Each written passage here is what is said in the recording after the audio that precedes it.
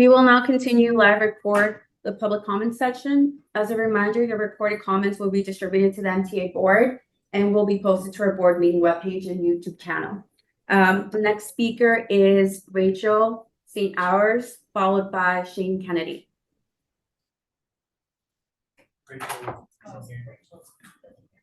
Shane, you're here. Our next speaker is Shane Kennedy.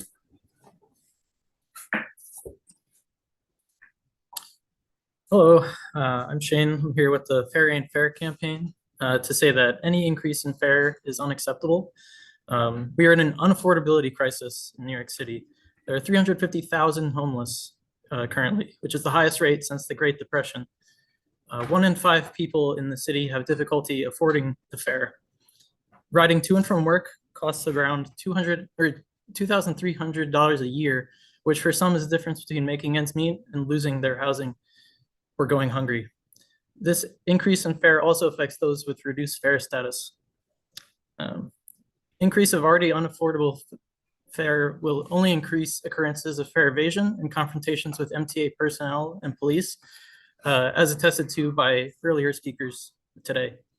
How is it that New York City has the budget to increase police presence in all subway stations, but does not to make transit more affordable? If budget is truly a concern, funding should come from taxes on the individuals and businesses with extreme wealth in the city and not the working class. The fare ain't fair and the poor won't pay more.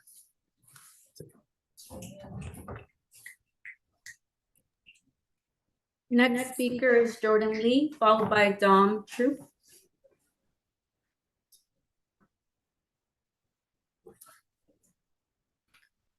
All right, hello, my name is Jordan Lee. I'm here in support of the Fair and Fair campaign because I've personally seen the successive increases in the fare have a meaningful impact on the freedom of myself and my loved ones in my household to move around freely. And I think this is an experience that's shared by many New Yorkers. 1 in 5 New Yorkers right now cannot afford the fare and struggle to pay the fare. And we've seen the poorest New Yorkers with the most need be criminalized with the escalating fare enforcement campaign by the NYPD, which is criminalizing people who need help. And I think we're seeing this come as a result of the MTA trying to squeeze money from the poorest New Yorkers, squeeze blood out of a stone when the MTA has failed to be accountable to the poor New Yorkers that depend on it the most, with its successive failed audits and financial unscrupulousness. And yeah, the fare increases will do nothing but harm and impact the freedom of and criminalize the poorest, most in need New Yorkers. And the reduced fare campaign, while a step in the right direction, fails to account for New Yorkers who struggle with the increasing affordability crisis in the city, are overpaying for food and rent despite making over the limit for the federal poverty line. So thank you.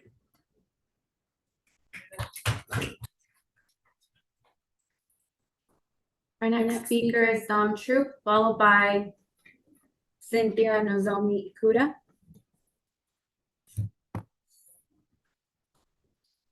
Peace. I'm with the Fair and Fair campaign. A 10% increase is willful ignorance at the least to the financial struggle New Yorkers are already experiencing. To be fair, I can understand the ignorance because if some of the people in the boardroom actually use the transit system, you don't pay. You get cards or you write your transportation off. So of course you can't connect to people receiving a $100 ticket when they already can't afford $290. That's 1 in 5 New Yorkers. Some of those New Yorkers are students who I see running late to school, not because they woke up late, but because they don't have the fare, and targeted policing in Black and brown communities makes it that much harder for our youth to get their education. Lastly, MTA workers aren't safer with an increased fare or with more police. They are in more danger with a fare increase. The situation the woman was talking about related to the person not paying the fare and the MTA worker demanding that he do so, a proper response is not more police, that's a reaction. And more specifically, an attack on the poor. For those of you who aren't just purely selfish and greedy and actually want to make a difference on the board, be a part of the solution. Respond to the root issue. The root issue is that we're in an affordability crisis and extreme decisions are made when people are experiencing extreme conditions. Increase the eligibility to 400% of the poverty line so more working class and poor New Yorkers can afford to live.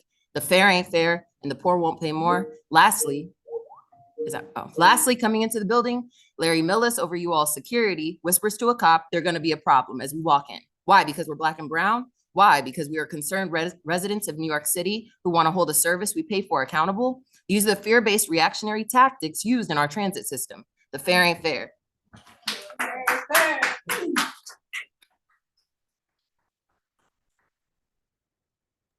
Our next speaker is Cynthia Nozomi Ikuda, followed by Yaya A.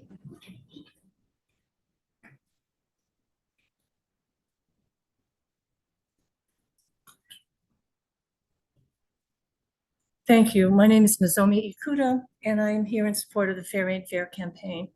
We heard some very powerful testimony about people concerned with access in terms of elevators and accessoride, which they called stressor. But now we're talking about access for Black, brown, and poor people. Now, I'm very fortunate. I'm over 65. You may not be able to tell. I'm over 65, and so I have, reduced fare card. It was easy to get it. So I'm one of the 323,000 New Yorkers who have a reduced fare card. I'm not one of the 627,000 New Yorkers who are eligible, who have had trouble getting the card. Maybe my math is wrong. Anyway, a lot more people have trouble getting access to these reduced fare cards than are able to access them. So that's another example of how the fare ain't fair. And then finally, I want to say that the 10 cents, $5 if you have a reduced fare may not seem like a lot to some people, but the problem isn't the 10 cents or the 5 cents. The problem is the $2.90. So I'm just appealing for everybody to think a little bit and have a little bit of compassion. 5 or 10 cents may not seem like a lot to some people, but it's the $2.90. So let's get things to where the fares really are fair, because right now the fares ain't fair. Thank you.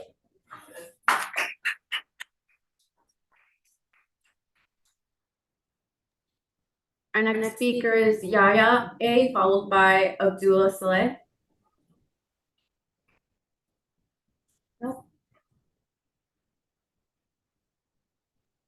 Our next speaker is Amadi Ozier.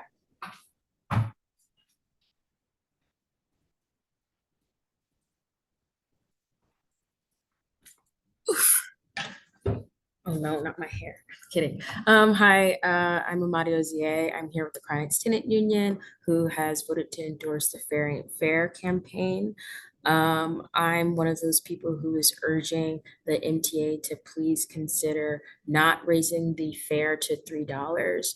I'm one of the people who have been directly impacted every single time the MTA has raised the fare since I've lived here for the last 10 years. So I felt it when we moved from $2.50 to $2.75. I felt it. We moved from $2.75 to $2.90. And I'm going to feel it when we're going to move from $2.90 to $3. And I'm not going to be as impacted as other people. Like, we are struggling. I can tell you that the rents are going up, the groceries are going up, our medications are going up. And like, it's like taking blood from a stone. Like, when I tell you that we don't have the money, we don't have the money. And so people make tough choices. Like, I've made the choice to walk 45 minutes or an hour to avoid paying the $3 fare. I've made the choice to jump the turnstile when I can't pay the fare. I work with like jail support in Brooklyn. I can tell you that the days that I'm outside the courthouse waiting for people who get let out of the jail, and like 200 people are coming out, and half of those people were in there for issues related to fare evasion. And some of those people were in jail for 24 hours or 36 hours or 48 hours without being arraigned. without being able to go to a clean bathroom, without having clean water, without having food, without having access to their medication. So it's not really a joke. It's really impactful for the people that it impacts. It's not just 5 cents, it's not just 10 cents. It's like the difference between moving around and being trapped, being stuck. So thank you, do the right thing.